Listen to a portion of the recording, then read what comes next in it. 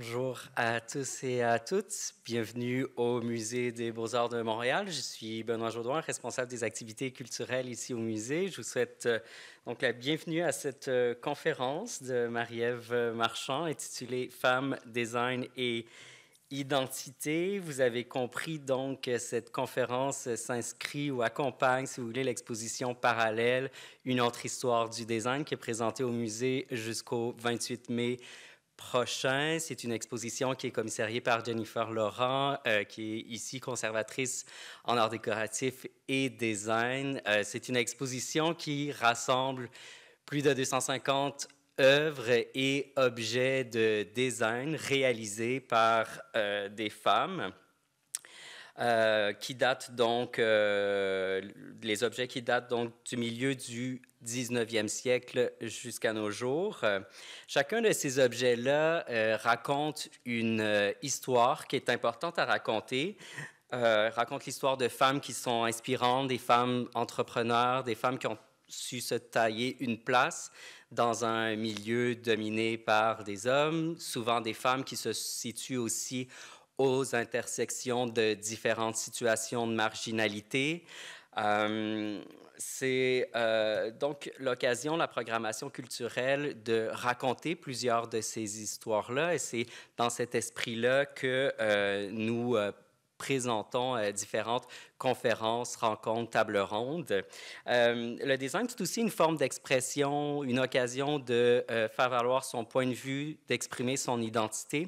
Et c'est cet axe-là, plus spécifiquement, qu'on va aborder aujourd'hui. Alors, je te cite, Marie-Ève, comment, de sa conception à sa consommation, l'objet de design influence-t-il la manière de construire, d'exprimer, voire de comprendre son identité?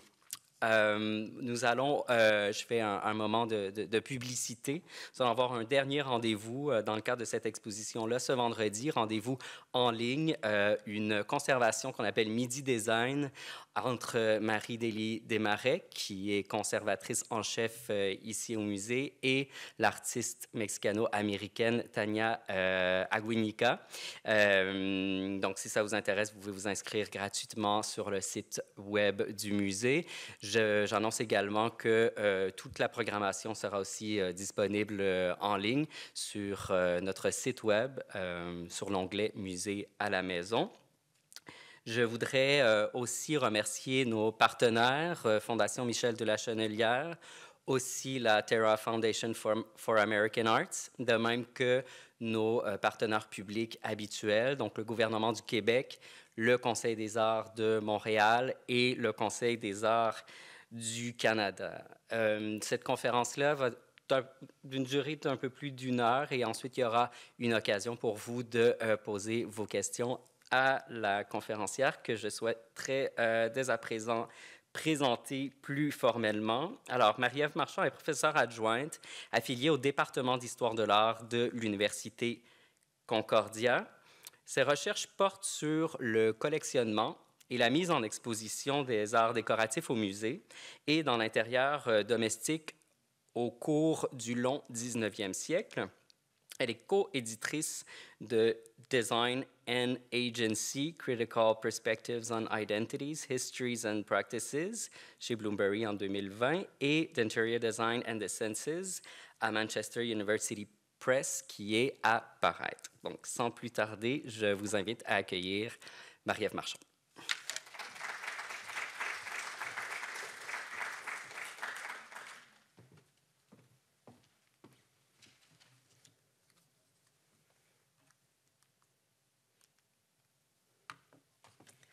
Merci, Benoît, pour l'introduction. Bonsoir à toutes et à tous. Merci de vous joindre à moi aujourd'hui pour parler du rôle des femmes dans le design. Ma présentation, comme le mentionnait Benoît, est liée à l'exposition parallèle Une autre histoire du design que vous avez déjà vue ou que vous vous apprêtez à voir, j'imagine. Par contre, mon objectif ce soir, c'est pas de vous offrir un résumé de cette exposition. J'ai plutôt choisi quelques cas précis que nous allons voir ensemble et que nous allons explorer plus en profondeur ensemble. Nous allons parler de design intérieur et en particulier du rôle des femmes dans la conception des intérieurs domestiques. Nous allons traiter de certains enjeux, notamment des enjeux liés à la professionnalisation du design intérieur. Et c'est un thème qui est d'ailleurs abordé dans l'exposition, dans la seconde salle de l'exposition, qui porte sur les nouvelles attitudes et perspectives pendant l'entre-deux-guerres. Peut-être que vous vous demandez pourquoi est-ce que j'ai choisi de vous parler du design intérieur et en particulier de l'intérieur domestique. L'une des raisons, c'est l'association intime qu'il y a longtemps et qui est encore souvent faite entre les femmes et l'intérieur domestique. C'est une construction sociale qui a une incidence majeure sur la construction du genre et aussi pour la définition des identités et du statut des femmes. Alors ce soir, nous allons voir comment l'identité peut être exprimée, construite, performée et aussi comprise à travers le design dans le contexte de l'intérieur domestique. Nous allons parler des enjeux de genre dans la pratique et dans le processus de professionnalisation du design intérieur. Et nous allons aussi voir qu'il n'y a pas qu'une seule manière pour les femmes d'approcher et aussi de pratiquer le design intérieur. Nous allons voir comment des femmes ont entrepris de travailler de l'intérieur, littéralement, pour remettre en question et défier des conventions sociales de leur époque. Dans le cadre de la présentation d'aujourd'hui, nous allons nous concentrer sur un corpus nord-est américain de la fin du 19e au milieu du 20e siècle. Ce que ça signifie, c'est que nous allons poser un regard qui est très partiel, qui est limité sur la relation entre les femmes et le design intérieur. Et ce sont des limites qui font écho, en fait, au fait que nous nous penchons sur un sujet à propos duquel il reste encore beaucoup à documenter, beaucoup à analyser, beaucoup à comprendre. En effet, non seulement il reste encore beaucoup à faire dans l'étude des pratiques des femmes artistes et des femmes designers, mais dans le cas particulier du design intérieur, c'est un champ qui a été longtemps négligé par les spécialistes de l'histoire du design et de l'histoire de l'art, entre autres parce que c'est un champ qui était perçu comme étant superficiel.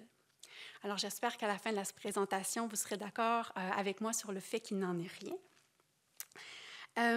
Pour commencer, j'aimerais qu'on s'attarde un petit peu à décortiquer la relation entre le design intérieur, l'identité et le genre. Dans leur ouvrage « A View from the Interior », les historiennes du design Jodi Hatfield et Pat Kirkham s'interrogent sur ce que le design nous apprend à propos de la société dans laquelle nous vivons. Une chose que ces deux autrices se demandent, c'est est-ce que le design forge les attitudes des gens et reproduit des schémas de domination? Ou, au contraire, est-ce que le design n'est pas plutôt lui-même forgé par les rêves, les souhaits, les besoins, les désirs des gens? Alors, pour Hatfield et Kirkham, c'est jamais l'un ou l'autre. C'est toujours un peu des deux. Il y a toujours une négociation entre les deux, entre la reproduction de modèles établis et leur remise en question à travers la pratique et la consommation du design. Hatfield et Kirkham expliquent que l'une des particularités du design est sa capacité à agir en tant que médiateur ou en tant que véhicule à travers lequel les gens interagissent les uns avec les autres et donnent un sens au monde de plus en plus complexe dans lequel ils et elles interagissent. Cette idée de médiateur, de véhicule est particulièrement intéressante parce qu'elle met en lumière la qualité du design en tant qu'outil pour construire, pour communiquer, pour exprimer son identité en société. Et d'ailleurs, l'un des éléments qui est exploré par Hatfield et Kirkham dans leur texte, c'est la manière dont les femmes, en particulier, vont employer le design afin de former leur identité individuelle et aussi leur manière d'interagir avec le monde qui les entoure, que ce soit seul ou en faisant partie d'un groupe. Dans leur texte, toujours, Hatfield et Kirkham font référence aussi bien à la conception de l'objet, à sa réalisation ou à sa consommation. Et dans ce contexte-là, elle postule que l'intérieur domestique fait écho à notre état interne, à notre état intérieur personnel, et que, à travers notre relation avec le monde extérieur, on développe et on construit notre identité de genre. Alors, maintenant que ces bases sont posées, j'aimerais qu'on s'attarde un petit peu plus à l'association à la fois étroite et paradoxale qui existe entre le design intérieur et les femmes. Alors, bien avant de parler de design intérieur, plusieurs sociétés ont construit l'espace domestique comme étant celui de la femme, et ce faisant, ces sociétés ont souvent assigné la femme à l'intérieur domestique. Alors, dans ce contexte, la charge genrée de la maison contribue à faire de la décoration intérieure et plus tard du design intérieur une carrière qui est considérée comme étant appropriée pour les femmes. L'historien du design Peter McNeill explique que les liens étroits entre les femmes, l'intérieur domestique et l'embellissement de ces intérieurs a permis de promouvoir la décoration intérieure comme un passe-temps féminin. Un passe-temps, donc, qui se trouvait être approprié pour les femmes de la classe moyenne dès le dernier quart du 19e siècle. En contrepartie, ceci a eu pour effet d'aseptiser l'implication des femmes dans les affaires et dans la sphère publique lorsqu'il était question du design intérieur. Alors, l'idée que la femme incarne la domesticité, contribue à créer des nouvelles opportunités professionnelles dans la sphère du design au tournant du 20e siècle. Par contre, cette même idée va contribuer à restreindre le champ d'action des femmes à l'intérieur domestique dans de nombreux cas. Autrement dit, d'un côté, l'espace de l'intérieur domestique légitimise le travail des femmes designers en leur offrant un champ d'action qui est socialement approprié à une époque où le fait de travailler n'est pas nécessairement perçu d'un bon œil. Mais d'un autre côté, cette même réalité discrédite leur travail, comme si le design intérieur n'était pas vraiment un travail, mais plutôt une seconde nature, une sorte d'inclinaison typiquement féminine. McNeill explique que ce paradoxe contribue à renforcer une structure binaire, genrée, selon laquelle l'intuition féminine, donc l'intuition de la décoratrice intérieure, par exemple, vient s'opposer à la rationalité masculine, notamment celle de l'architecte. Et non seulement elle s'y oppose, mais elle est jugée comme étant inférieure. McNeill pousse son analyse encore plus loin et il explique que, d'un côté, les activités de décoration ou de design intérieur étaient considérées inférieures précisément parce qu'elles étaient associées aux femmes, et que, d'un autre côté, les activités professionnelles féminines dans cette sphère-là sont dénigrées parce que le domaine lui-même est jugé intuitif et peu sérieux. Alors, ce qu'on remarque ici, c'est une espèce de cercle vicieux selon lequel le statut soi-disant inférieur des arts décoratifs, sur les plans intellectuels, artistiques, et le statut inférieur des femmes viennent s'alimenter l'un l'autre. Alors, les deux se renforcent mutuellement. Et toute cette réflexion sur le statut des femmes, le statut des intérieurs domestiques, le statut des arts décoratifs, etc., fait écho à une critique récurrente du travail qui est mené par les femmes designers d'intérieur. Et cette critique-là, c'est celle de l'amateurisme. Une critique qui est intimement liée au processus de professionnalisation du design intérieur. Alors, j'aimerais maintenant qu'on se tourne vers ce processus de professionnalisation. Pat Kirkham et Penny Spark, deux autres autrices qui travaillent beaucoup la notion de design intérieur, soulignent qu'au passage du 19e au 20e siècle, le design intérieur professionnel était dominé par les hommes.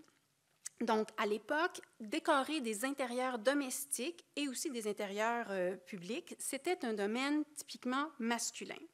Alors, des noms comme ceux de Frank W. Richardson, H.F. Huber, Emil Baumgarten, George Leland Hunter sont des noms qui remplissent les pages publicitaires des magazines de décoration intérieure. Mais même si le milieu professionnel de l'époque est dominé par les hommes, ça ne veut pas dire que les femmes sont complètement exclues de l'équation. Alors, ce que je vous présente ici, c'est un salon conçu vers 1886 par la firme Jules Allard et Fils pour l'une des résidences new-yorkaises d'Alva Vanderbilt. William Kissam Vanderbilt et sa femme, Alva, née Erskine Smith, comptaient vraiment parmi les gens les plus fortunés de leur époque aux États-Unis. Et même si William Kissam Vanderbilt faisait partie de la 3e génération fortunée de Vanderbilt, même s'il avait hérité de sa fortune, le couple était considéré comme appartenant aux nouveaux riches. Et socialement, l'impact était que le couple Vanderbilt n'avait pas nécessairement accès aux cercles les plus sélects de l'élite new-yorkaise, qui était dominée par les gens qui avaient des fortunes plus anciennes. Alors, dans ce contexte socio-économique, l'architecture, le design intérieur font vraiment partie intégrante de la stratégie de légitimation et d'ascension sociale des Vanderbilt, et ce salon en est un excellent exemple. Alors, vous avez ici un salon d'apparat destiné à recevoir des invités. On remarque des boiseries rococo. Vous voyez ça ici, donc des boiseries d'inspiration rocaille, des meubles aussi qui vont évoquer le style Louis XV, fauteuil, ici, le bureau plat en avant-plan, mais aussi des éléments qui sont typiquement victoriens, comme les plantes vertes, par exemple, ou encore les peaux d'animaux posées au sol. Alors, avec un intérieur comme celui-ci, les Vanderbilt démontrent qu'ils ont des moyens financiers importants, donc ça, il n'y a pas de doute là-dessus. Ils montrent aussi qu'ils ne font pas qu'imiter servilement les styles du passé, donc dans ce cas-ci, le Louis XV français. Ils n'imitent pas servilement en raison de l'éclectisme modéré que vous pouvez voir dans la pièce, donc avec les peaux d'animaux, les plantes, les lampes aussi, par exemple. Et surtout, avec un intérieur comme celui-là, ils se positionnent comme des créateurs de tendances. Alors, certains historiens de l'architecture et du design ont identifié les Vanderbilt comme étant parmi les premiers à avoir adopté le mobilier français d'esprit rocaille dans leurs intérieurs. Ils auraient aussi largement contribué à la popularité de ce style sur la côte est des États-Unis dans les dernières décennies du 19e siècle. Mais surtout, et là c'est le point sur lequel je souhaite insister, ce style a été qualifié a posteriori de mouvement de renouveau français d'Alva Vanderbilt. Donc, en anglais, le Alva Vanderbilt's French Revival Movement. Alors, le nom de la firme qui a réalisé ce salon est mis de côté. C'est le nom d'Alva dont on se souvient. Et Alva est très, très impliquée dans la conception de ses intérieurs. Elle joue vraiment un rôle de premier plan dans la réalisation des intérieurs domestiques qui sont un outil clé de sa stratégie d'ascension sociale. Et en retour, cet outil d'ascension sociale devient intimement associé à son identité. Même si Alva n'est pas designer d'intérieur à proprement parler, le design est essentiel pour la construction et pour l'expression de son identité dans le contexte du Gilded Age aux États-Unis, une période au cours de laquelle le rôle social des femmes est extrêmement important pour l'accession au cercle très codifié de la société d'élite de l'époque. Alors, fin de la parenthèse sur le rôle d'Alva Vanderbilt en relation avec les firmes de décorateurs avec qui elle travaille. Maintenant, j'aimerais qu'on se tourne plus précisément vers des femmes designers. Commençons par Candace Wheeler, née Turber. Vers la fin du 19e siècle, la designer textile Candace Wheeler, née Turber, était une source d'inspiration pour les femmes de la haute société qui souhaitaient travailler dans le domaine du design intérieur aux États-Unis. Dans les années 1880, elle devient l'une des premières femmes à travailler de manière professionnelle dans un champ qui était dominé par les tapissiers, les architectes, les ébénistes, qui étaient des hommes. Elle collabore notamment avec Louis Comfort Tiffany en 1879 et en 1893, elle obtient le poste de Color Director, c'est-à-dire de décoratrice d'intérieur en chef, si vous voulez, du pavillon des femmes à l'exposition universelle de l'exposition de Chicago. Voici un exemple du travail de Candace Wheeler que vous pouvez voir dans la première salle de l'exposition parallèle. Alors, c'est une étoffe de soie brodée, dite tapisserie au point d'aiguille. C'est une technique qui a été brevetée par Wheeler en 1882. Et si vous lisez la description de l'œuvre présentée dans l'exposition, vous verrez que c'est une technique qui consiste à broder des points à même la soie pour obtenir des images iridescentes avec des détails complexes. Wheeler s'est vraiment démarquée en inventant des techniques de broderie pour lesquelles elle a obtenu de nombreux brevets aux États-Unis et au Royaume-Uni. Mais l'élément sur lequel je souhaite vraiment insister dans le travail et dans la carrière de Candace Wheeler, c'est le fait qu'elle encourage l'indépendance financière des femmes et la pratique du design est une manière d'y arriver. Alors, même si Wheeler admet que les femmes ont une prédisposition qui leur permet de travailler de manière intuitive dans le domaine de la décoration intérieure, elle prône vraiment une éducation formelle dans ce domaine. Et c'est en ce sens-là qu'elle distingue ce qu'elle appelle l'arrangement intérieur, qui, selon elle, est accessible à toutes, de la décoration intérieure, qui, elle, requiert une formation proprement dite. En 1877, elle fonde la Society of Decorative Art of New York City pour enseigner aux femmes et pour offrir aussi des débouchés pour vendre leurs productions artisanales. En 1883, elle fonde l'Associated Artists, une organisation qui était gérée par des femmes et qui est devenue l'une des firmes de décoration intérieure les plus reconnues aux États-Unis à l'époque. On y concevait des intérieurs, du papier peint, des tissus, de la broderie, notamment dans le style Arts and Crafts, dont vous pouvez voir aussi des exemples dans l'exposition. En 1895, Candace Wheeler publie 2 articles qui sont intitulés « Interior Decoration as a Profession for Women ». Et elle écrit dans ces articles « Il est possible qu'il n'y ait pas de profession qui, à première vue, semble si naturelle et appropriée pour la femme que celle de la décoration intérieure. Or, le fait même qu'elle soit appropriée aux capacités habituelles de la femme peut être trompeur et malicieux, puisqu'il est très probable que cela empêche l'étude sérieuse et complète sans laquelle aucune profession ne peut être suivie dignement ou sa pratique réellement respectée. » Alors, dans cet article, Wheeler pousse son plaidoyer pour la formation professionnelle des femmes encore un petit peu plus loin. Et ce qu'elle explique, c'est qu'il est généralement reconnu que le fait de prendre pour acquis la fortune, par exemple par héritage, nuit au caractère et au développement des jeunes hommes.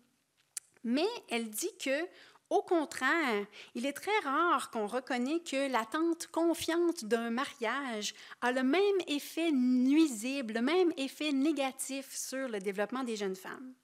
Alors, ce que Candace Wheeler dit, c'est que l'assurance d'un mariage viendrait décourager la jeune femme de se préparer correctement, en fait, pour toute autre chose qui pourrait lui arriver dans la vie. Et pour Wheeler, et c'est un des éléments qu'elle souligne dans cet article-là, la formation professionnelle ne rend pas la femme inapte au mariage. Alors, au contraire, c'est un sujet qui doit être considéré très sérieusement par les jeunes femmes et par leurs parents, même si Wheeler convient que ce n'est pas une voie facile, un des obstacles étant le fait d'accéder à cette formation. Donc, la formation est très peu accessible à l'époque. Les écoles de design vont être fondées aux États-Unis principalement pendant le dernier quart du 19e siècle. Et elles vont prendre, pour exemple, les écoles britanniques. Dans son ouvrage Women Designers in the USA, Pat Kirkham souligne que 2 écoles états-uniennes influentes, donc la Philadelphia School of Design for Women, qui est fondée en 1884, et la Massachusetts Normal School of Art, qui est fondée en 1873, avaient adapté leur cursus d'enseignement des écoles britanniques pour les États-Unis. Et du personnel de la School of Design de Londres va également être recruté pour venir enseigner aux États-Unis. Ce que vous voyez ici, c'est une gravure parue dans la presse illustrée en 1881. Et on y voit des femmes qui reçoivent leur éducation artistique à la Philadelphia School of Design for Women. Alors, vous avez des femmes qui apprennent à peindre sur la porcelaine ou encore sur la céramique, ici en haut. Une femme aussi qui apprend la sculpture.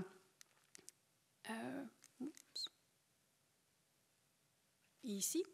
Et évidemment, dans le bas de l'image, vous avez des femmes qui apprennent à dessiner d'après des œuvres canoniques, dont vous en reconnaissez peut-être certaines, là, comme ici au centre, le très célèbre groupe du Laocoon, qui est aujourd'hui au Musée du Vatican.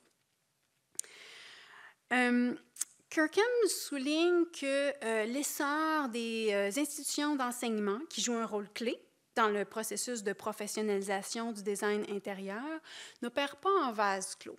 C'est-à-dire que les écoles de design états-uniennes destinées aux femmes émergent vraiment dans le climat des luttes pour les droits des femmes.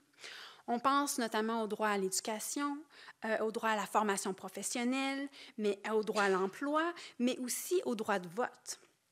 Et ce que Kirkham explique, c'est que l'implication des femmes dans des domaines comme l'art ou le design vers la fin du 19e siècle va vraiment contribuer à améliorer leur capacité à s'organiser, va aussi contribuer à renforcer leur confiance en elles.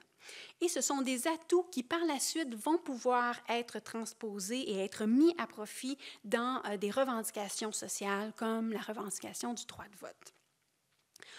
Autrement dit, les enjeux de la formation professionnelle et de la pratique du design intérieur dépassent largement les frontières les frontières de l'intérieur domestique. Et ce sont des enjeux qui viennent s'inscrire dans un contexte beaucoup plus vaste de définition de l'identité, d'affirmation de soi et de rapports de force socio-économiques au passage du 19e au 20e siècle. Alors, ce que nous venons de voir, c'est que la formation est un aspect clé du processus de professionnalisation du design intérieur. Un autre élément important pour comprendre les enjeux liés à la crédibilité des femmes qui pratiquent le métier de designer intérieur, c'est la tension entre les termes qui sont employés pour désigner cette profession. Et je veux vous parler de la tension qui existe entre la notion de décoration et la notion de design intérieur. Et c'est un élément qui est indissociable de la critique de l'amateurisme et de l'importance croissante qui est attribuée à la formation professionnelle. Alors, jusqu'à maintenant, vous avez probablement remarqué que j'ai employé de manière assez interchangeable les mots décoration et design intérieur. Au début du 19e siècle, le terme de décorateur intérieur est souvent employé pour décrire des activités qui, plus tard, vont être identifiées comme appartenant au design intérieur. Donc, vraiment, il y a un lien direct entre les deux. Et petit à petit, en fait, le terme de décorateur intérieur remplaçait des termes comme celui de tapissier ou de tapissier décorateur, qui étaient des termes beaucoup plus employés au 18e siècle. Donc, vous voyez ici une gravure de l'encyclopédie Diderot et d'Alembert avec un intérieur de boutique de tapissier. Et donc, ces termes-là étaient perçus comme étant désuets ou encore comme désignant des professionnels qui ne prenaient pas assez en considération la notion d'ensemble dans la création d'un intérieur, même si, bon, c'est plutôt discutable comme position. Et puis, au fil du 19e siècle, même si l'occupation demeure la même, le terme de décorateur ou de décoratrice intérieure est de plus en plus dénigré. Et ceci va mener à l'emploi d'une expression jugée plus à jour, plus d'actualité, qui est celle de designer d'intérieur. Alors, pourquoi? Les autrices Pat Kirkham et Penny Spark expliquent que l'une des raisons officielles de ce changement est que la notion de décoration aurait créé un conflit ou une certaine ambiguïté par rapport au travail des peintres en bâtiment ou par rapport au travail des installateurs de papier peint, par exemple. Mais ce qu'elle souligne surtout, c'est que la motivation principale de ce changement de terme, c'était de discréditer le travail des personnes dites non qualifiées, comme par exemple les modistes ou les chapelières qui pratiquent la décoration d'intérieur. Et donc, en adoptant un nouveau terme, on se trouve à exclure ces femmes d'un nouveau métier, d'un nouveau champ professionnel en émergence. Kirkham et Spark notent que ces femmes, qui étaient considérées comme, et je cite, de vilaines amatrices, étaient associées au monde éphémère, au monde frivole de la mode. Et plus on va avancer dans le siècle, donc vers les années 1930, le fait d'engager une amatrice n'est pas seulement perçu comme une manière d'encourager une concurrence déloyale par rapport aux professionnels masculins dûment formés, mais même comme une manière de dénigrer ou de contribuer au déclin général des standards du goût au niveau national. Donc vraiment, les femmes qui n'avaient pas une formation officielle devenaient de plus en plus dénigrées dans le milieu du design intérieur. Et ces femmes sont désignées par l'expression « lady decorator », et c'est-à-dire donc des femmes qui n'avaient pas de formation officielle dans le domaine et qui conçoivent principalement des intérieurs historicistes pour une clientèle fortunée de l'époque. Allons-y avec un exemple.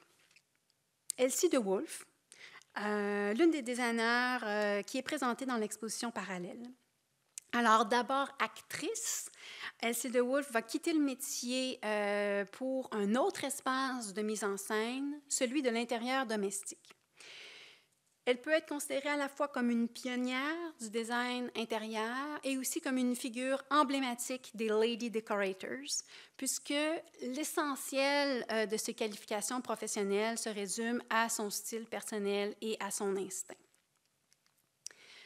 En 1913, elle publie le livre The House in Good Taste, dont vous pouvez voir un exemplaire dans l'exposition. Cet ouvrage, The House in Good Taste, s'inscrit dans la mouvance des manuels de conseils sur la décoration intérieure. C'est un type d'ouvrage qui existe depuis les années 1870 environ. Et dans cette publication-là, De Wolfe rassemble des articles qu'elle avait déjà publiés dans des journaux. Alors, elle rassemble des articles, mais j'ouvre une parenthèse pour dire que la rédaction des textes ne serait pas d'Elsie de Wolfe elle-même, mais plutôt d'une autrice fantôme du nom de Ruby Ross Wood. Alors, traditionnellement, des ouvrages comme The House in Good Taste visaient à réformer le goût dans un contexte où le consommateur ou la consommatrice, évidemment, n'avait plus la capacité de faire des choix esthétiques appropriés, notamment en raison de l'industrialisation et aussi de la production de masse d'objets qui étaient jugés comme étant de piètre qualité ou encore de mauvais goût. Alors, c'est un idéal pédagogique, moralisateur qu'on va retrouver aussi dans les musées au 19e siècle, donc notamment au South Kensington Museum, qui est aujourd'hui le Victoria and Albert Museum, des musées où on pouvait retrouver des objets d'art décoratif, de design, qui étaient soit anciens ou contemporains et que les gens étaient susceptibles d'acheter. Donc, on faisait vraiment une leçon de goût au musée. On reprenait les mêmes préceptes dans ce type d'ouvrage. Dans son livre, De Wolfe propose des préceptes de décoration qui doivent permettre à un public élargi d'adopter ce qu'elle présente comme étant l'intérieur idéal. Alors, qu'est-ce que c'est l'intérieur idéal pour De Woolf? C'est un intérieur qui puise dans le néoclassicisme français du 18e siècle. C'est un intérieur qui fait référence à l'aristocratie et qu'elle perçoit comme étant en harmonie avec l'idéal de la beauté féminine. Vous voyez ici une salle à manger qui est reproduite dans son livre, et on peut percevoir cet idéal de néoclassicisme dans les boiseries, par exemple. Donc, vous avez des boiseries rectilignes, épurées.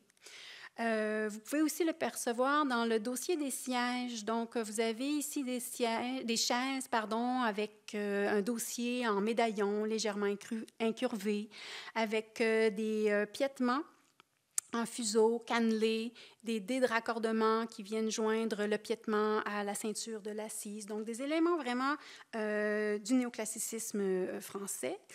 Vous le voyez aussi dans le buste qui est posé au milieu du manteau de la cheminée. Mais ce n'est pas un intérieur qui est homogène. Donc, le tapis au sol rappelle un petit peu plus le victorien de la deuxième moitié du 19e siècle. Même chose pour les petits abat-jours que vous avez ici. Et on se trouve aussi avoir un certain éclectisme au niveau des tables.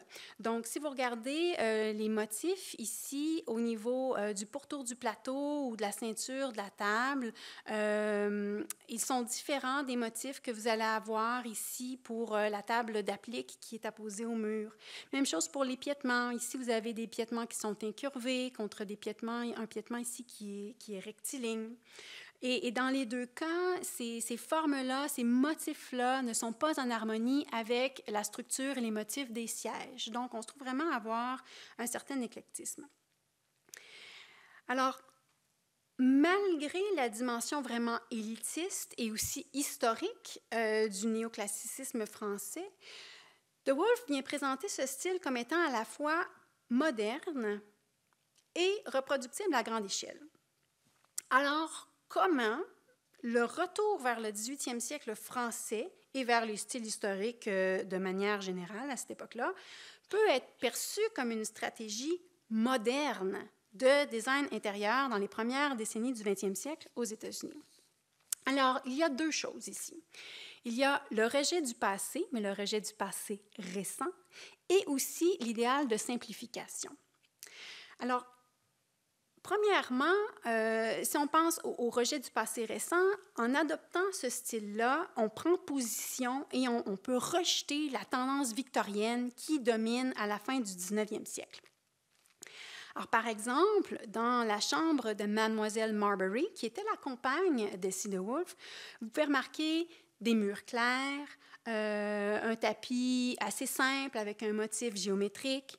Vous avez aussi un nombre simplifié de meubles, un nombre limité, de meubles, donc un lit simple avec des formes néoclassiques, une chaise, une causeuse. Bon, la causeuse n'a rien à voir avec le 18e siècle, mais vous avez une harmonie qui est créée avec l'usage du même tissu, donc le même recouvrement textile au niveau du lit, de la chaise et de la causeuse.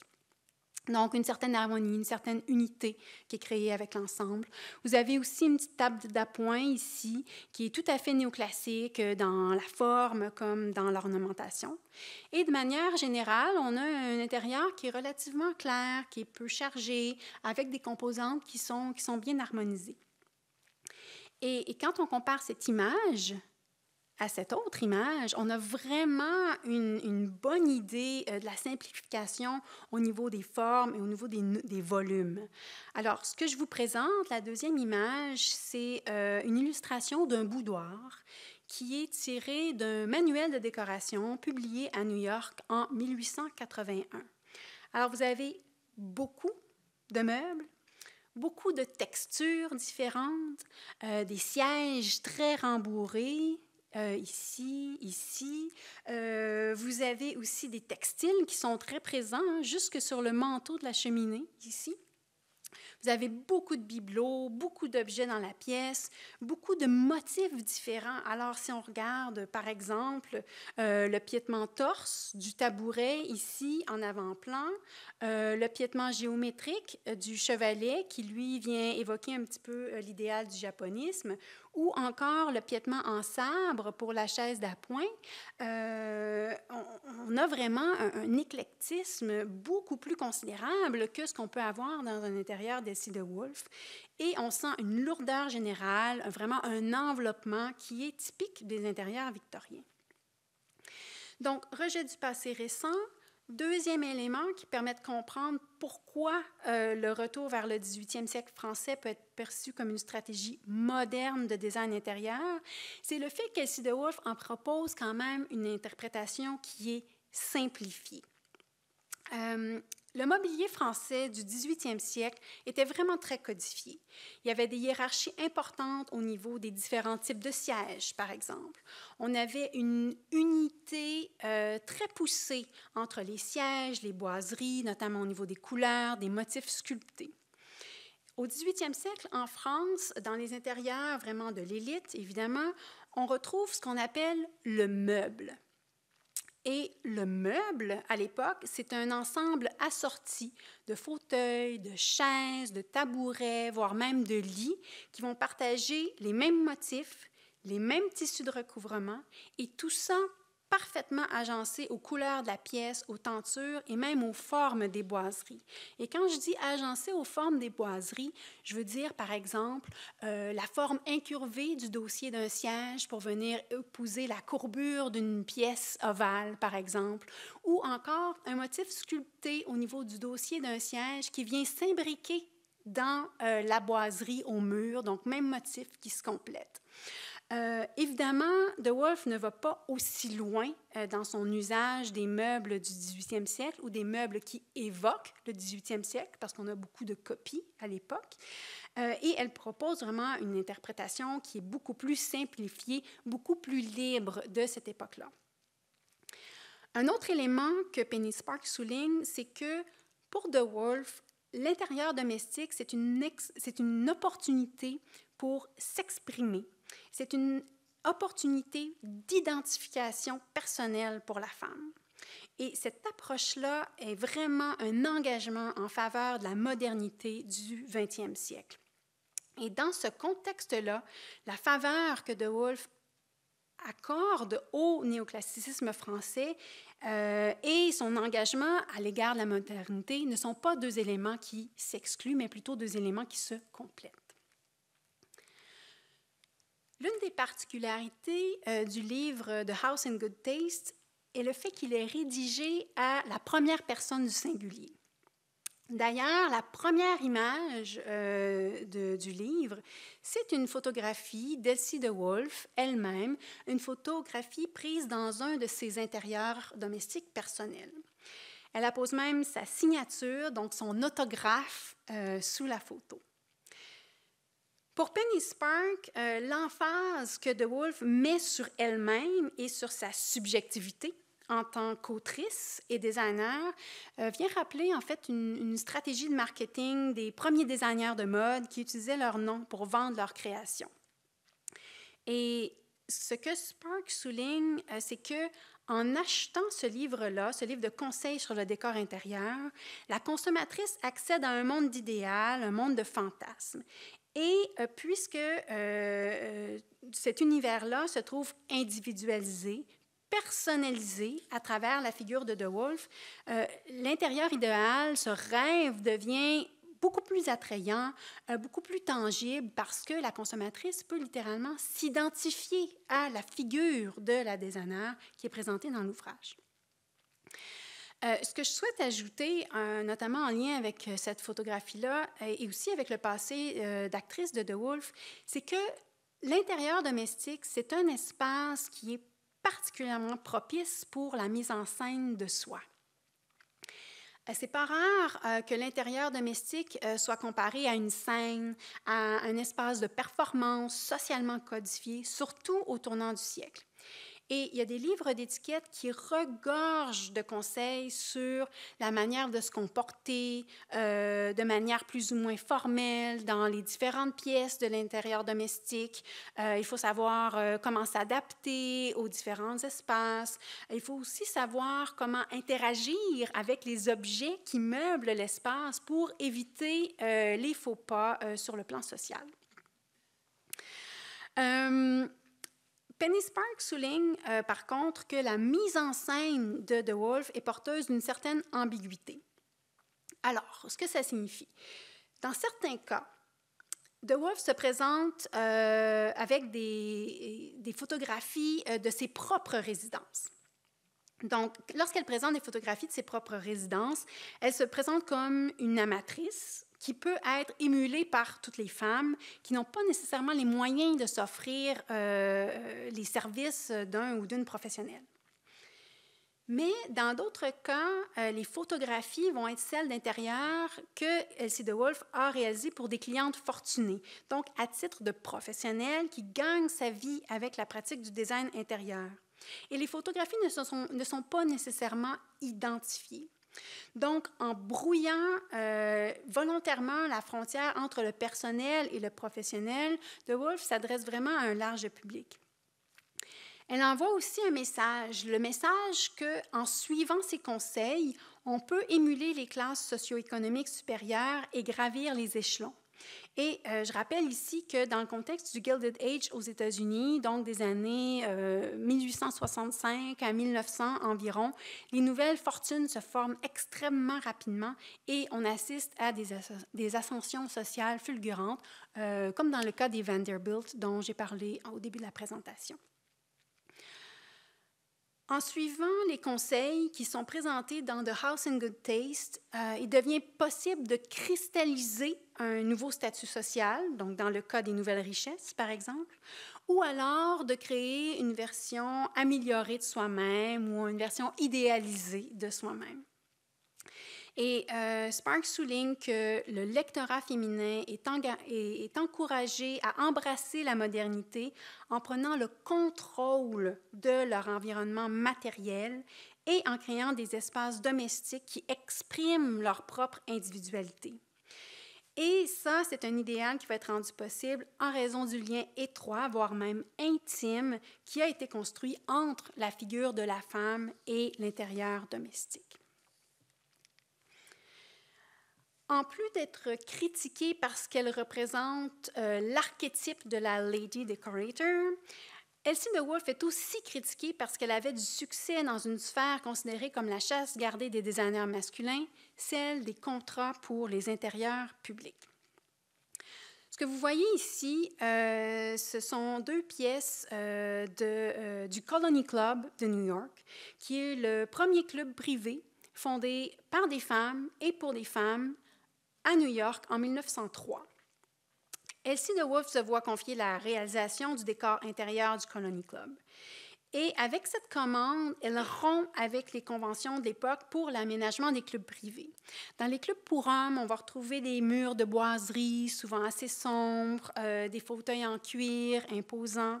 Ici, l'ambiance est beaucoup plus décontractée, plus légère, les couleurs sont claires, les espaces sont plus aérés. Si on regarde la salle à manger, ici... Ah non, j'ai volé le punch. Donc, si on regarde la salle à manger, ici, dans le haut à droite, vous avez un décor peint avec des motifs de grotesques. Donc, ce sont des motifs qui ornaient des chambres souterraines romaines datant de l'Antiquité et qui ont été redécouvertes au 15e, 16e siècle. Donc, c'est un décor d'inspiration classique. Vous pouvez observer des meubles qui sont clairs, des chaises qui sont légères avec des dossiers ajourés. Et si on se tourne vers le pavillon intérieur, vous avez encore des meubles légers. Elsie de Wolf va choisir l'osier. Elle emploie aussi le motif de treillis sur les murs. Et c'est un motif qui va vraiment devenir un des éléments de sa signature. Et tout ça, cet ensemble-là vient évoquer le jardin. Donc, on a une espèce de fluidité entre l'intérieur et l'extérieur. Les critiques sont généralement positives pour le travail qu'elle fait au Colony Club et cela va lui apporter plusieurs commandes, notamment de la part des femmes qui résident au Colony Club lorsqu'elles sont de passage à New York. Alors, vous l'avez entrevu rapidement. La prochaine femme dont je veux vous parler, c'est Dorothy Draper, une autre femme qui a eu du succès avec les commandes publiques à une époque où les femmes étaient très critiquées lorsqu'elles sortaient des bornes de l'intérieur domestique. Dorothy Draper fonde sa propre compagnie au début des années 1920, compagnie qui va devenir la Dorothy Draper and Company en 1929. Et à l'instar d'Elsie de Wolfe, elle compte surtout sur son talent, beaucoup plus que sur une formation professionnelle. Elle travaille, elle aussi, avec des styles historiques et elle va interpréter ces styles-là de manière assez libre, les transformer de manière à créer vraiment son style distinctif. Dans l'exposition, vous pouvez voir une photographie du hall d'entrée de l'hôtel Carlyle sur Madison Avenue à New York, qu'elle a réalisé en 1933. Et c'est un succès qui va lui apporter d'autres contrats pour des décorations d'hôtels. Et il faut souligner que Dorothy Draper est issue d'une classe sociale aisée. Classe sociale qui est précisément la clientèle visée par les hôtels de luxe pour lesquels elle travaille. Donc, elle se positionne en tant que designer comme quelqu'un qui comprend le langage, quelqu'un qui comprend les attentes de la clientèle visée, de la classe sociale pour lesquelles ces hôtels-là sont conçus. En 1939, elle publie elle aussi son livre « Decorating is Fun, How to be Your Own Decorator ». Elle offre des conseils pratiques, une approche pragmatique. Son objectif, c'est de donner aux femmes ordinaires des outils pour qu'elles puissent s'exprimer, pour qu'elles puissent expérimenter par elles-mêmes avec le design. Et ici, sur la couverture du livre, vous avez des éléments distinctifs du style de Dorothy Draper. Donc, d'entrée de jeu, les larges rayures qu'on retrouve beaucoup dans ses intérieurs, les contrastes aussi, donc dans ce cas-ci, du noir, du blanc, du bleu, mais dans l'édition originale, les rayures étaient rouges, donc le contraste était d'autant plus marqué. Et vous avez aussi du mouvement. Donc, une image ici qui est placée à la diagonale, avec le parchemin enroulé. Ces deux éléments viennent créer du dynamisme, créent une sorte d'enthousiasme, traduisent une sorte de bonne humeur, de spontanéité par rapport au design qu'on va retrouver dans les intérieurs qu'elle crée. Et ce n'était peut-être pas immédiatement évident avec l'exemple de l'hôtel Carlyle, mais les intérieurs réalisés par Dorothy Draper sont beaucoup plus exubérants, plus flamboyants, plus chargés que ceux de De Wolfe. Elle est davantage inspirée par le baroque, par des ornements qui sont volumineux, des couleurs vives. Comme je le mentionnais en examinant la couverture de son livre, elle s'appuie beaucoup sur les contrastes colorés, ce qui va donner parfois un côté dramatique à ses intérieurs. Elle va utiliser des couleurs vives sur des fonds noirs ou des fonds blancs. Elle combine les rayures, les motifs floraux surdimensionnés. Et c'est exactement ce que vous pouvez voir ici avec l'exemple du hall de rentrée du Green Brier Resort en Virginie-Occidentale qui était réalisé en 1948.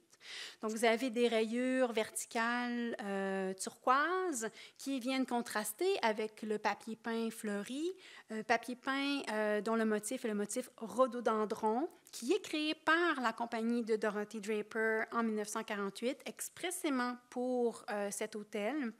Et sur le sol, vous avez les carreaux, alternance noir-blanc, qui viennent ajouter au côté baroque, et ce sera un des éléments signature de Dorothy Draper. La prochaine femme dont je veux vous parler est Eleanor Macmillan Brown, née Stockstrom. Et elle est un bon exemple de contrepoint aux Lady Decorators qui étaient Elsie de Wolfe et Dorothy Draper. Même si Macmillan Brown travaille elle aussi avec les styles historiques traditionnels européens, elle insiste sur le fait qu'elle n'est pas one of the ladies. Donc, l'un des éléments qui la distingue, c'est sa formation professionnelle. Elle a étudié à la New York School of Fine and Applied Arts. Elle a étudié l'histoire de l'art, mais elle a aussi étudié les affaires. Et Pat Kirkham et Penny Spark remarquent qu'à l'instar des autres diplômés de cette école, Macmillan Brown s'était vraiment imprégné de l'éthique professionnelle de l'enseignement qui y était dispensé. Le cursus de la New York School of Fine and Applied Arts est fondé sur les idées de Frank Alva Parsons, qui était directeur de l'école à partir de 1911, donc professeur à partir de 1904, puis directeur par la suite. Et dans l'introduction de son ouvrage « Interior Decoration, Its Principles and Practice », Parsons écrit ceci. « La maison n'est que l'homme extériorisé, lui-même exprimé par la couleur, la forme, la ligne et la texture. Certes, ses moyens sont généralement limités, entravés par un propriétaire contrariant et avare ou par l'héritage familial. Et souvent, il ne peut trouver ce qu'il veut dans le commerce. Mais la maison est toujours la sienne. Elle est lui. » Alors, c'est une position très différente de celle qui est exprimée par Elsie de Wolfe dans The House in Good Taste, qui est publiée en 1913. Donc, ici, en 1915, édition originale, Elsie de Wolfe, 1913, on est vraiment dans les mêmes années. Et Elsie de Wolfe, elle, considérait l'intérieur domestique comme un intérieur féminin, comme un espace féminin. La posture de Parsons, elle est d'autant plus intéressante si on la considère à travers le prisme de la professionnalisation du design intérieur et aussi à la lumière du discrédit des femmes qui pratiquent le métier sans formation officielle, c'est-à-dire la formation que lui dispense dans son école de design. C'est littéralement une flèche aux Lady Decorators, aux Elsie de Wolfe et Dorothy Draper de l'époque. Et je souligne que malgré la contribution de Parsons pour masculiniser le design intérieur, ce sont les femmes qui vont former la première association professionnelle dans le domaine, donc le Women Decorators Club de New York, qui est fondé en 1914. Revenons à Eleanor Macmillan Brown. L'une des stratégies qu'elle adopte pour se distinguer de ses contemporaines est de nommer son entreprise fondée en 1924 Macmillan Inc. plutôt que Eleanor Macmillan. Donc, elle choisit de se distinguer de ses contemporaines en ne mettant pas son prénom de l'avant. Donc, non seulement elle ne mise pas sur son prénom pour construire son identité professionnelle, mais elle emploie son nom de femme mariée de manière à se dissocier de ses collègues féminines. En faisant cela, les clientes ont moins directement accès à la personnalité de la designer. Elles peuvent moins facilement s'identifier à la figure de la designer. Donc, on sent une certaine mise à distance, un certain processus d'exclusion qui va participer au processus de professionnalisation du métier. La firme Macmillan Inc. emploie uniquement des designers qui avaient suivi une formation professionnelle et même pendant un certain temps, uniquement des diplômés de la New York School of Fine and Applied Arts. C'est une firme qui attire les contrats pour les espaces publics dès les années 1930 et c'est aussi une des rares firmes à offrir à l'époque un service d'architecture intérieure. Et c'est un aspect qui était sous la responsabilité d'une femme, Grace Fakes, qui a enseigné aussi à la New York School of Fine and Applied Arts et qui a travaillé en étroite collaboration avec Macmillan Brown pendant de nombreuses années. La firme existe encore aujourd'hui et au fil du temps, donc les designers qui y ont travaillé ont adopté différentes approches stylistiques. Si on pense au début les premières années d'opération, les intérieurs historicistes étaient très en vogue. Et l'historienne du design Anne Massé note que l'un des éléments distinctifs de Macmillan Brown, c'était l'usage d'une couleur d'un jaune acidulé qui contrastait avec du mobilier ancien positionné de manière symétrique, donc un petit peu ce que vous pouvez voir dans ce salon de la fin des années 1920. Jusqu'à présent, Nous avons parlé des intérieurs en tant qu'ensemble. Mais pour former ces ensembles-là, il faut des éléments, donc des meubles, des textiles, des luminaires, des objets d'art. Et évidemment, des femmes designers d'intérieur vont aussi concevoir des objets qui s'inscrivent dans les espaces domestiques ou publics qu'elles vont concevoir. Et ce sera de plus en plus le cas au cours des années 1930-1940, une période qui est aussi marquée par un accroissement des commandes publiques accordées à des femmes. C'était déjà le cas avec Dorothy Draper, qui avait créé du papier peint, des textiles, des meubles pour les hôtels qu'elle concevait.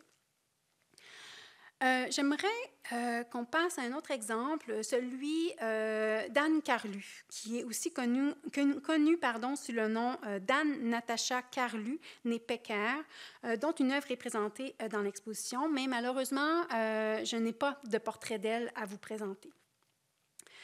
Donc, Anne Carlu, d'origine française, arrive au Canada en 1931 et elle travaille comme muraliste. Mais travaille surtout en étroite collaboration avec son mari, l'architecte Jacques Carlu, qui conçoit des intérieurs. Et elle crée des œuvres qui s'intègrent parfaitement aux espaces conçus par son mari. C'est le cas, par exemple, au prestigieux restaurant L'Île-de-France, situé au 9e étage du magasin Eaton de Montréal, que vous avez peut-être reconnu sur cette carte postale et où vous avez peut-être même déjà mangé. Le restaurant ouvre en 1931. Il est dans la plus pure tradition art déco, donc on parle de lignes épurées, de formes arrondies, de matériaux très luxueux. Et Rosaline Pépal explique que l'intérêt d'Eaton pour le design français des années 1920, donc l'art déco, témoigne de sa volonté de rester en phase avec les dernières tendances européennes et aussi d'attirer une clientèle sophistiquée. Ce restaurant-là est créé en temps de crise économique, ce qui fait que son faste est d'autant plus saisissant. Plusieurs auteurs ont souligné les liens entre ce restaurant et les décors des paquebots transatlantiques de l'époque. Et la référence au paquebot n'est pas anodine, en fait, parce qu'il s'agit de marquer l'imaginaire des clients, des clientes, de les inviter à s'évader le temps d'un repas. C'est une gageure qui était audacieuse, mais qui semble avoir assez bien fonctionné, parce que le restaurant ferme uniquement en 1999, donc dans la foulée de la faillite des magasins Eaton, et il réouvrira cette année, donc peut-être que nous nous y croiserons. Donc, pour ce restaurant qui est conçu par son mari, Anne Carlu réalise 2 panneaux muraux, Plaisir de la chasse et Plaisir de la paix, qui sont intégrés au décor de la salle à manger du restaurant. Et ils sont placés en vis-à-vis, ces 2 panneaux. Donc, vous en voyez un ici, et vous avez un détail architectural au plafond qui vient vraiment lier avec le second panneau placé en vis-à-vis, ce qui montre vraiment l'importance de ces 2 éléments-là dans la création de l'ensemble qu'est cette salle à manger. Dans l'exposition, vous pouvez voir cette étude donc, pour la murale « Plaisir de la chasse ». Les scènes de chasse ne sont pas inhabituelles dans les décors de salle à manger. Si on retourne aux intérieurs domestiques du 19e siècle, par exemple, la salle à manger était perçue comme l'un des espaces masculins de la maison. Donc, il y avait quelques espaces jugés masculins en comparaison avec des espaces qui étaient considérés comme étant féminins, comme le salon, par exemple. Et la masculinité de l'espace de la salle à manger se traduisait par l'usage de tons sombres, de formes massives, d'éléments de décor qui pouvaient évoquer la nourriture aussi, comme des scènes de chasse, par exemple. L'exemple que vous avez ici est assez différent. D'entrée de jeu, ce n'est pas un intérieur domestique, mais plutôt un espace commercial dont la clientèle et même le personnel est majoritairement féminin. Les couleurs sont claires, des roses, des verts tendres, des personnages féminins sont représentés, alors que la chasse est traditionnellement une activité masculine.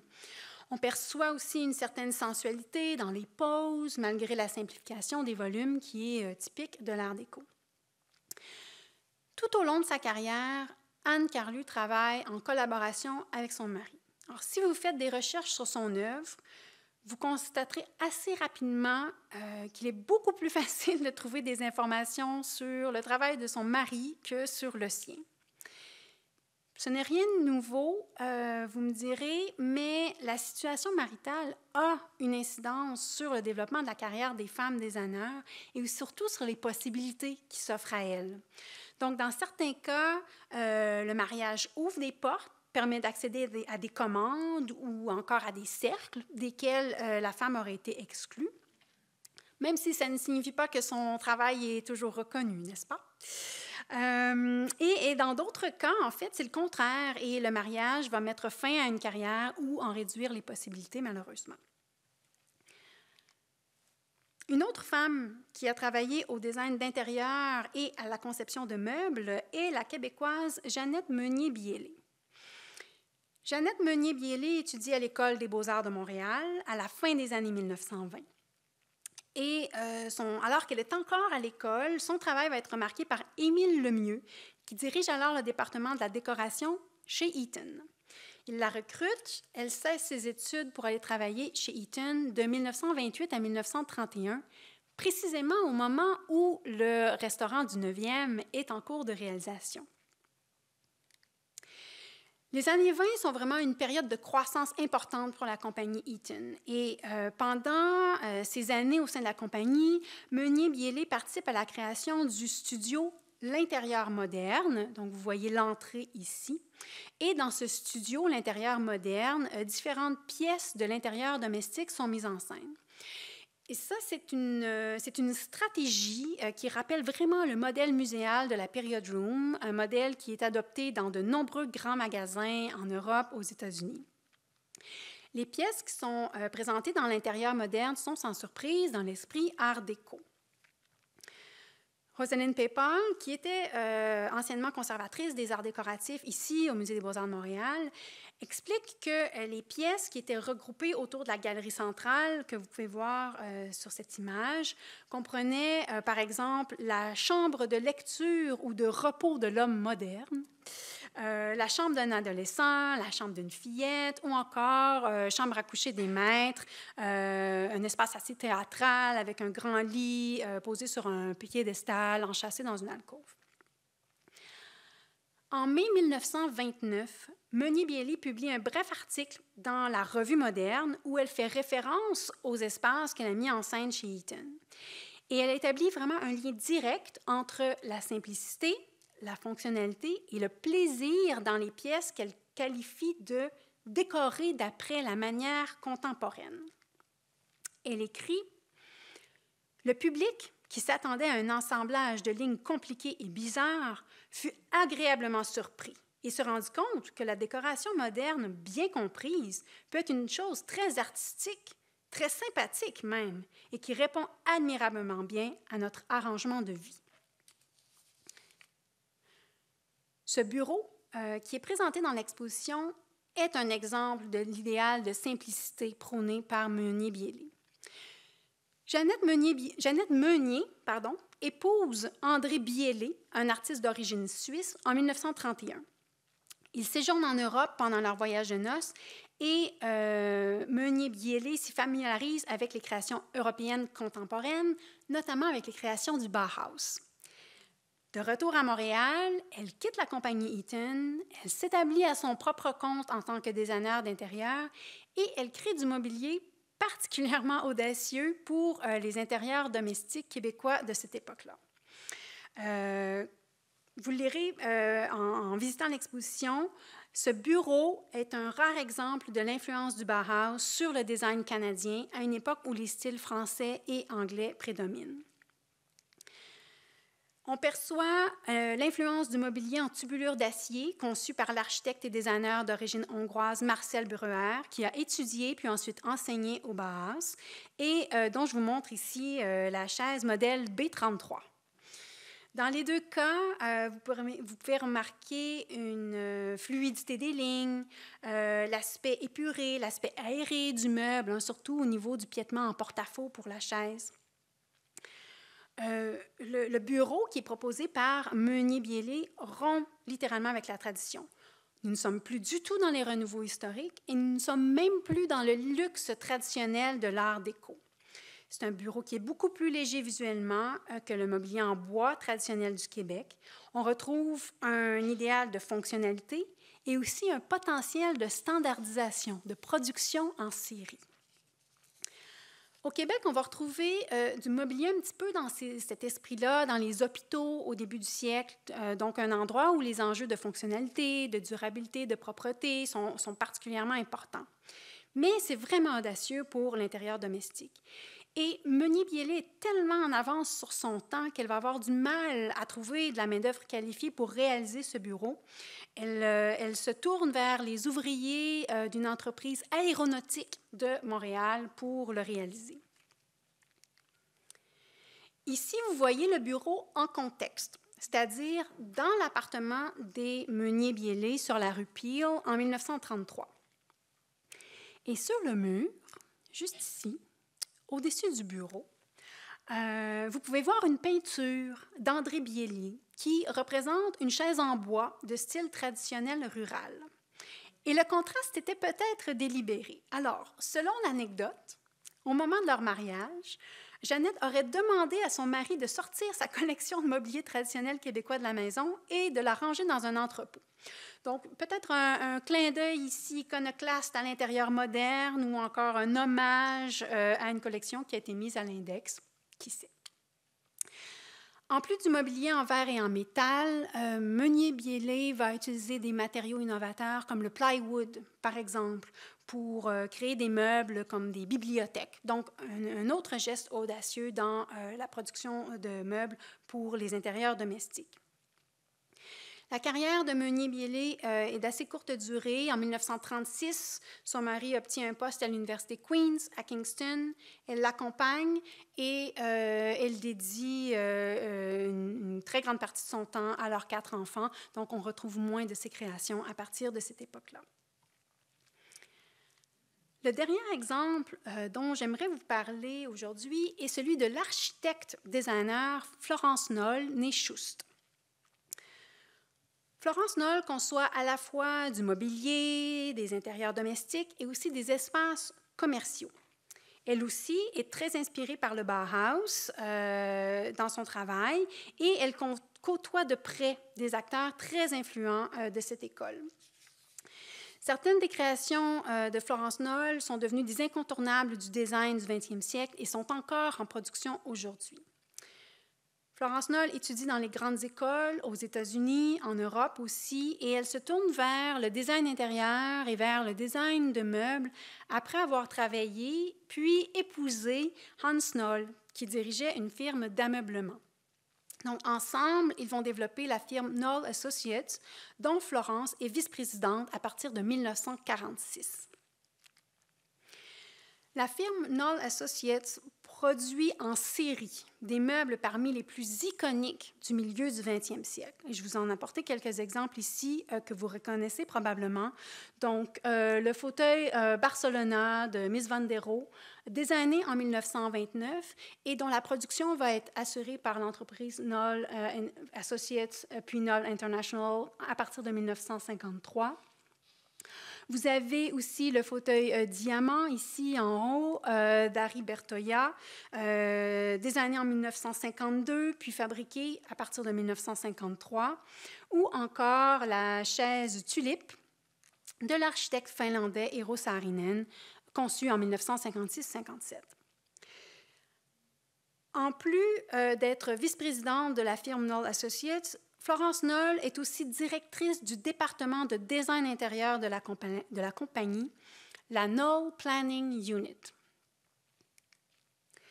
Avec la Knoll Planning Unit, Florence définit le standard des espaces corporatifs américains de l'après-guerre. Elle puise ici dans sa formation d'architecte pour créer des intérieurs, des espaces qui sont efficaces, où tous les éléments forment un ensemble cohérent.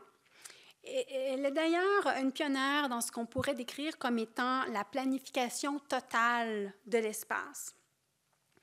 Pour Florence Knoll, il s'agit de concevoir des espaces qui seront adaptés aux besoins des clients, des espaces qui vont être adaptés à leur culture d'entreprise, à leur structure hiérarchique aussi, avec les bureaux pour les hommes situés en périphérie, les espaces communs pour les femmes au centre qui font des tâches beaucoup plus cléricales.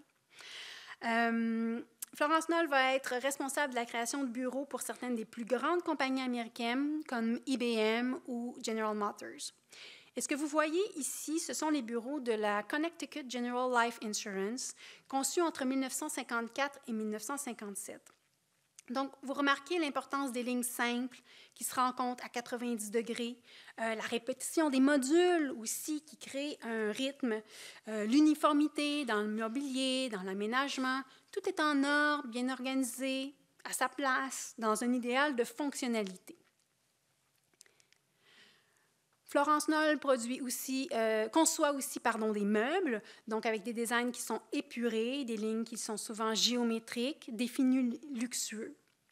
J'en ai apporté 3 exemples pour vous montrer.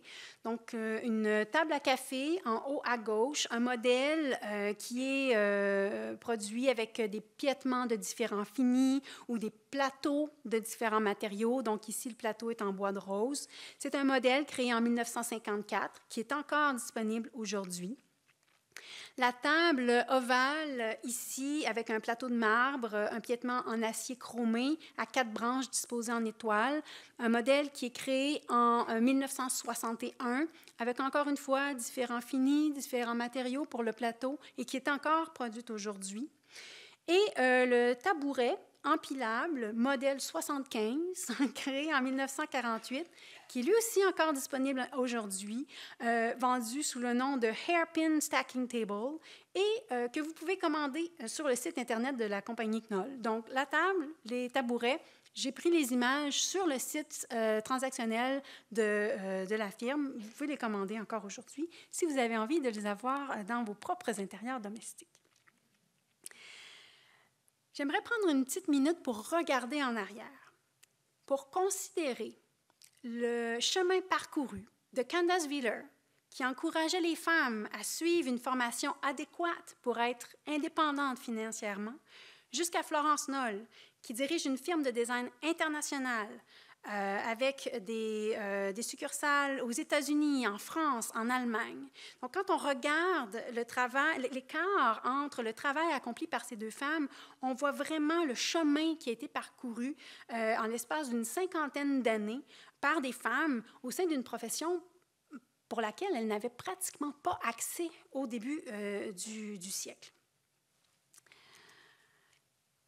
Tout au long de la dernière heure, je vous ai présenté le travail de femmes qui ont œuvré dans le domaine du design, en particulier avec l'intérieur domestique. Nous avons vu comment la pratique du design a contribué à la construction et aussi à l'expression de leur identité. De manière un peu plus générale, nous avons vu en quoi le design est lié à des enjeux qui touchent le statut de la femme dans la société. On a pu constater aussi les paradoxes qui sont liés au genre dans la sphère du design intérieur. Donc, par exemple, comme le fait que le lien entre domestique et féminité joue à la fois en la faveur et en la défaveur des femmes qui veulent devenir designers d'intérieur. Et vous vous en doutez sûrement, les questions de genre, d'accessibilité, de reconnaissance ne sont pas uniques au design intérieur. Les enjeux de genre se trouvent dans la pratique et le développement du design de manière généralisée tout au long du 20e siècle. Les différentes disciplines du design ne seront pas toutes accessibles aux femmes de manière égale. Des domaines comme la broderie, la peinture sur porcelaine, qui touchent beaucoup plus l'ornementation des objets, vont être beaucoup plus facilement considérés comme étant appropriés pour les femmes parce qu'ils sont associés au domestique, associés au féminin. Puis, petit à petit, d'autres champs vont s'ouvrir aux femmes, comme la joaillerie, le travail de certains métaux fins, le design intérieur, d'abord dans l'intérieur domestique, puis dans les espaces publics, comme nous en avons parlé ce soir. Mais d'autres sphères, comme le design de meubles et surtout la réalisation de meubles, demeurent un domaine principalement réservé aux hommes. L'atelier de menuiserie est longtemps considéré comme étant un espace masculin. En 1916, William Varnum, qui était professeur d'art manuel à l'Université du Wisconsin, publie un ouvrage. Son ouvrage est intitulé « Industrial Arts Design, a textbook of practical methods for students, teachers and craftsmen ». Et dans cet ouvrage-là, Varnum distingue 3 domaines de design. Le design structurel, donc la structure des objets, l'enrichissement des contours et, troisièmement, l'enrichissement ou l'embellissement des surfaces. Est-ce que j'ai besoin de vous dire que le principal domaine dans lequel les femmes peuvent œuvrer est celui de l'embellissement des surfaces?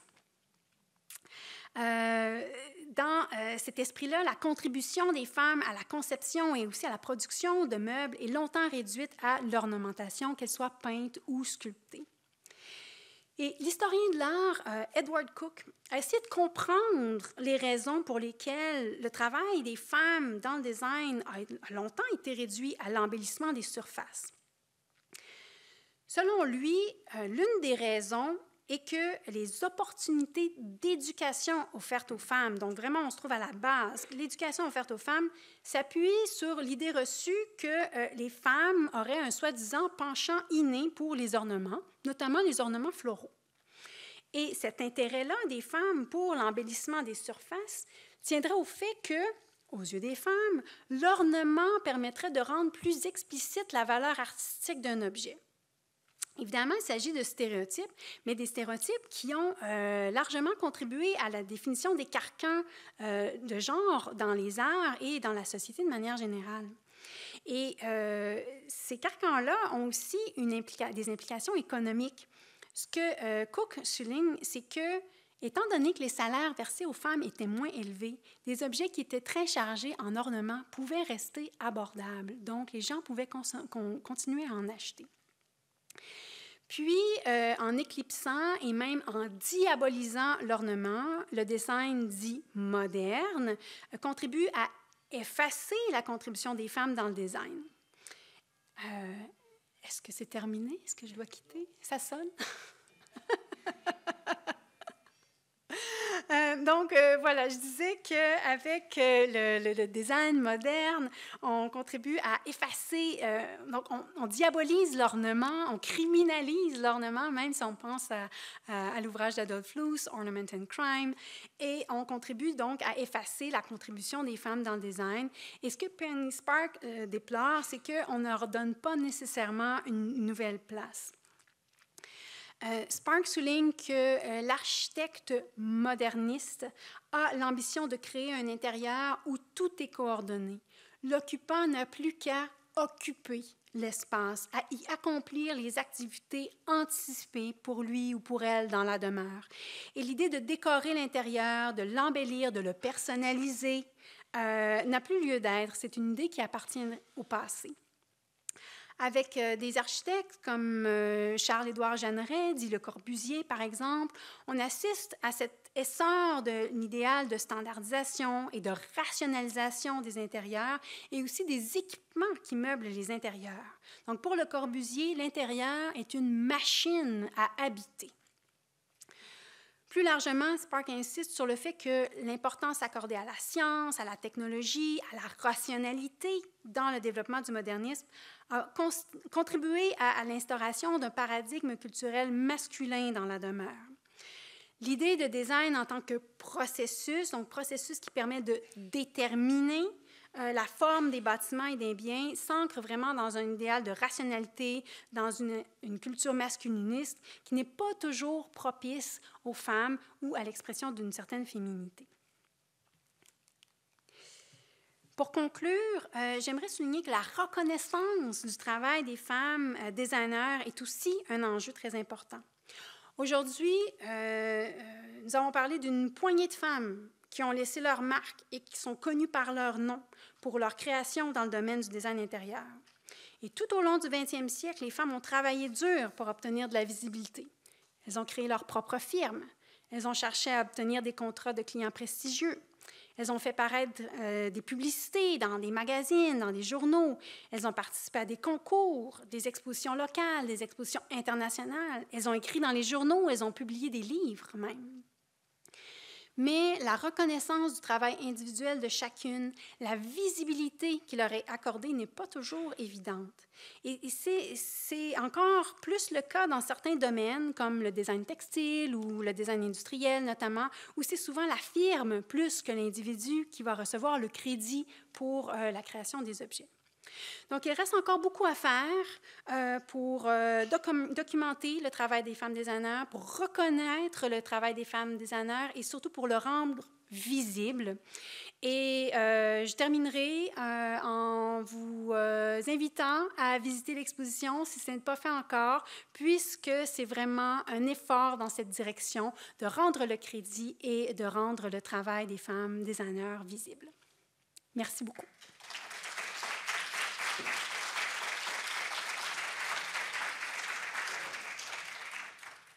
Merci, Marie-Ève. C'est maintenant, on a le temps pour quelques questions seulement. Oui, j'arrive. Merci. Ma question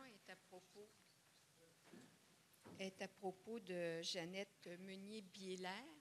Oui. Vous avez donné une illustration là, du studio L'Intérieur moderne. Je voudrais savoir quelle était sa fonction. Est-ce que c'était un démonstrateur? Ah, vraiment? Mais ma question n'est pas importante. Ça va être la réponse qui va l'être. Oui. Bon. L'intérieur moderne, à quoi servait-il? À vendre des meubles ou à vendre un concept décoratif? Bien, les deux, je vous dirais. Donc, la question, c'est l'intérieur moderne que vous voyez ici, quelle était sa fonction? Est-ce qu'on y vendait des meubles ou est-ce qu'on y vendait un concept, une idée de décoration? Et c'est un peu les deux, parce que ça se trouve être un espace de mise en scène. Je comparerais ça à quand on va chez Ikea aujourd'hui. Donc, on voit une chambre à coucher, on voit un espace salon et on se dit, ah, je pourrais recréer cet esprit-là. Donc, on parle d'un esprit général dans l'harmonie des éléments qui sont choisis, mais je peux aussi choisir certains éléments à la pièce. Et l'intérieur moderne, en fait, c'est vraiment une stratégie qui se retrouve dans les grands magasins aux États-Unis, en Europe, et c'est une stratégie qui puise dans le modèle muséal de la Period Room. Alors, vous avez peut-être déjà vu dans des musées, des salles où on reproduit des salons, des chambres à coucher, etc.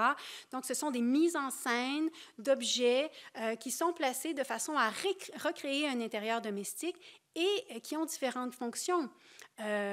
Éduquer les gens, les instruire sur un certain goût, leur donner envie d'avoir des intérieurs comme ceux-là, leur donner envie de se projeter dans des intérieurs comme ceux-là. Donc, toute la question de susciter un certain désir quand on se promène dans des intérieurs qui sont très léchés, parfaitement idéalisés et qui nous sortent de notre quotidien, mais pour lesquels on peut avoir un certain accès parce qu'on peut acheter ce qui est présenté. Excusez-moi, une sous-question. Le studio a duré de quelle année en quelle année? Elle l'a conçu en 28? C'est une bonne question. Je ne pourrais pas vous répondre. Il faudrait faire une petite recherche. C'est probablement quelque chose qu'on pourrait trouver dans les fonds de la compagnie Eaton, dans les archives de l'Ontario. Malheureusement, je n'ai pas la réponse. Merci pour cette conférence vraiment qui est éblouissante sur l'évolution du style, de stylistique. Je voudrais poser la question sur Jeannette Meunier et André Bieler. Est-ce que leur appartement existe toujours? Et quelle était la réponse d'André Bieler? Avez-vous plus de détails un peu sur cette relation artistique-designer parce que c'est extrêmement intéressant? Bon, alors, à la question, est-ce que l'appartement existe toujours? Bon, évidemment, il n'est pas considéré, il n'est pas préservé comme un espace historique. Si c'est ça votre question, là, il faudrait aller sur la rue Peel. Probablement que l'immeuble existe encore. Je ne connais pas l'adresse exacte. Maintenant, en ce qui concerne la relation entre les deux, donc la relation d'un artiste et d'une designer, écoutez, encore là, je n'ai pas vraiment la réponse. Je sais que Rosaline Pépal, par contre, a fait plusieurs études à ce sujet-là, s'est penchée sur la figure de Jeannette Meunier-Bieler Et ce que je peux vous dire, c'est que à travers la relation qu'elle a eue avec son mari, elle a intégré certains cercles artistiques ici au Québec et elle a pu aussi voir des éléments en Europe, donc des éléments de design auxquels elle n'aurait pas eu accès ici. Donc, il y a eu une certaine ouverture qui s'est produite grâce à leur union. En même temps, à partir du moment où ils ont déménagé à Kingston pour un poste au département d'histoire de l'art de l'Université Queen's, la carrière de Jeannette Meunier-Biélé s'est transformée beaucoup et elle n'était plus à son compte en tant que designer d'intérieur, mais elle travaillait sur certains petits projets, s'occupait beaucoup de la famille. Donc après ça, dans l'intimité de leur relation, je ne connais pas les détails, mais c'est certain qu'ensemble, ils ont évolué dans certains cercles artistiques ici en Europe, en Ontario, qui ont façonné ou qui ont eu une incidence sur le développement de la carrière de Jeannette Meunier-Biélé. Est-ce qu'il y a d'autres questions? Moi, j'aurais un commentaire. En fait, peut-être que ce sera la conclusion de cette rencontre. Je pense qu'on sait tous, en fait, quand on dit un style féminin ou un style masculin, on sait tous à peu près ce à quoi ça fait référence. Et là, je pense que ta conférence donne vraiment toute une profondeur historique et stylistique à ces repères-là, qu'on a un peu d'instinct, mais qui sont en fait extrêmement construits, en fait, et aussi forts de ces dynamiques d'exclusion. Alors, merci. Merci, Marie-Ève. Merci beaucoup.